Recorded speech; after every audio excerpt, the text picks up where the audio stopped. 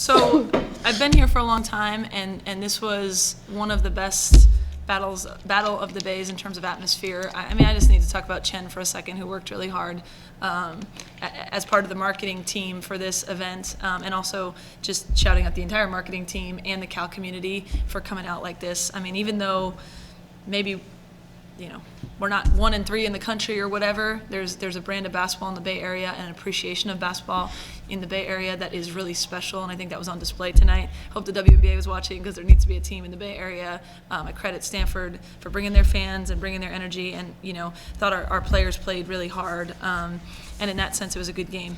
Just shifting more to our stuff, I'm sad and kind of angry in some ways, but also hopeful and also disappointed. I mean, all these things in once, and this is the kind of the roller coaster this team is taking me on, and we're taking each other on. But there's a reason that Stanford is where they are and we are where we are, and they're a little bit better at the little things. I don't think they have wildly more talent than us. I don't think there's huge gaps, but I just think when it's crunch time, they know how to get it done, and we don't yet. But we will get there. I want us to get there next week. I think the players do too, but we just got to stick with it together and get ourselves there. It was a really good game. There were a lot of good things that happened, but at the end of it, that third quarter killed us, and you can't have such a bad quarter against such a good team and expect to win the game. When you talk about Stanford just doing the little things slightly better than your team, what specific things are you talking about in terms of what your team needs to continue to improve upon?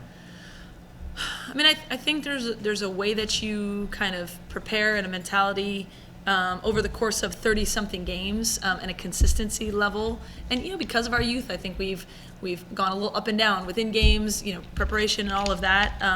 And I don't know, I'm not in their locker room or with their team, but I think it seems like maybe they have a little bit better of a consistency. They've lost some games to top teams, but they've beaten everyone else that they're supposed to beat. And for us, that's where we've been more inconsistent. In this particular game, when they were down, just like the last time, they come back at us. They don't change their demeanor. I thought they made a concerted effort in the second half to rebound even more. Our defensive rebounding was terrible. They were tougher on the boards. Thought they stick to their game plan. The kid who's 3 for 18, Lily is going to knock down a shot when she needs to. Like, I don't know. I'm not looking at it through the lens of their team. I'm just feeling like when it's close, they're just a little further over that hump than we are.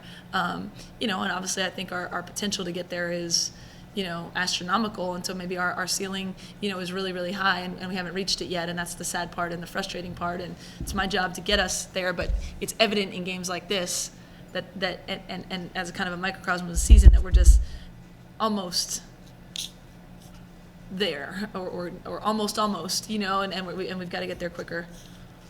How much of a boost you guys about tonight by Gabby Green's return, and just like how much of a boost you expect to give you guys going forward now that she's back? It's got to be huge for you guys to feel she's back alive and fun for you guys. Yep, I think it's an emotional boost, and it's a physical, sort of literal boost. The first emotional thing is, there's a very tight-knit family, and just Gabby's presence, I think, is an emotional lift to everyone around. So for sure that piece is there. And then just from a basketball standpoint, she can do things that nobody else can do on our team. The vision she has, passes she makes, her defensive length. I think everyone has really made up and improved things in her absence, which will make us better. But having her back gives us just another sort of offensive weapon in a way that's sort of untraditional. It's not necessarily points. It's just sometimes it's points, but it's really seeing the floor and angles, and it just gives us another ball handler, get people back in their natural positions, a little deeper on the bench, all those kinds of things.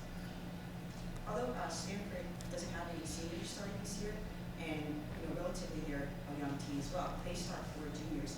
Do you attribute any of their ability to just come out in their third quarter and 15 4 to their experience as opposed to you guys? I mean, they have a little bit longer. Yes. I mean, it seems like they're slightly further down the road with polish or with experience or whatever. I mean, I don't know. When we were 9-2 or something, it didn't feel like, oh gosh, like how are we doing this with freshmen and sophomores and a junior. But now that we've hit hard things, it's a little more exposed that we have growing to do and we have learning to do, and I'm not afraid to say that. I mean, I think they know it. I think, honesty is really good, and we point out when things are good and we point out where we need to get to. So again, I'm not looking through a lens of Stanford all the time. I mean, I watch them on film a lot because we're always playing the same teams on the weekend, and I saw them live, now, and I do think there's just, they have some kind of ability to win the games they're supposed to win a little bit more than we do, or some kind of ability that, when a play needs to be made, a play is made. And so, yeah, I mean, I think juniors have more experience than freshmen. Juniors have more experience than sophomores. That's the way it works. And this is going to pay off for us at some point.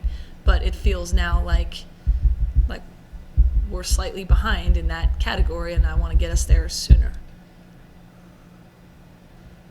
Courtney and Michaela, what made it successful for you guys in the first 2 quarters? Because you guys played well and you guys had a lead on them.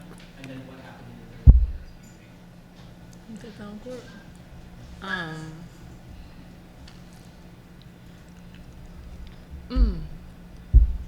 Honestly, I really don't know. Came out strong in the first 2. It was just. I can help. We were back on our heels from the beginning of the third quarter. We turned it over, first possession. I think, did they hit a 3 Yeah. right away? They were jamming it down our throat in transition. It felt sort of behind the 8 ball. I think we missed a good early look, and then after that it just never felt like we could get in any kind of rhythm. I think they punched us first in that corner, and we took about 3 or 4 punches before we started punching back. Just looking at the stat sheet, it looks like the biggest kind of edge they had was really rebounding and turnovers. Really rebounding, because you guys actually shot a higher percentage at the line. You guys also did a better job beyond that. Is that how you'd assess this game as well? Or? Yeah, I thought there were a lot of sort of hustle plays that went their way. And I don't want to say that our players didn't hustle, because I thought our players, that's what I'm saying, like, they kind of just have something, like, when it's close, like, it's, I don't know, just critical plays went their way. So, yes, offensive rebounds were really, and second chance points, I thought, were big. I thought they got some easier looks in the second half. I thought, in the first half they did a good job attacking our zone better maybe than last game.